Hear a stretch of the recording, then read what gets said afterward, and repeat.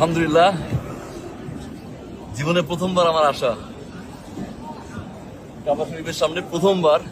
জীবনের এক গুরুত্বপূর্ণ ও পবিত্র যাত্রায় বেরিয়েছেন ছোট পর্দার জনপ্রিয় অভিনেতা মুশফিকার ফারহান। ওমরা পালনে বর্তমানে মক্কায় অবস্থান করছেন তিনি। প্রথমবারে হাজরে আসওয়াদ মানে কালো পাথর, যেটাতে চুমু দেওয়াটা আসলে ভাগ্যের চেয়েও ভাগ্যের ব্যাপার।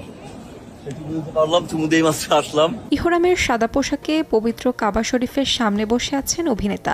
আবেগভরা কণ্ঠে জানিয়েছেন আত্মতৃপ্তির কথা। আল্লাহর কাছে লাখ লাখ শুকরিয়া। জীবনে আর বড় কোনো চাওয়া নাই, পাওয়া নাই, কিছু নাই, আলহামদুলিল্লাহ। ফারহানের ভিডিওটি মুহূর্তেই ছড়িয়ে পড়ে নেট দুনিয়ায়। শুভকামনা ও দোয়ার বার্তায় ভরে উঠেছে অভিনেতার মন্তব্যের ঘর। It's really big time for me. Thank you Allah, thank you. Allah তাআলা সবার দোয়া কবুল করুক। চলতি মাসের শেষ সপ্তাহেই দেশে ফিরবেন ফারহান। এরপর নতুন নাটকের শুটিংয়েও যোগ দেওয়ার কথা রয়েছে এই অভিনেতার। তাহমিনা তন্নি, সময় সংবাদ।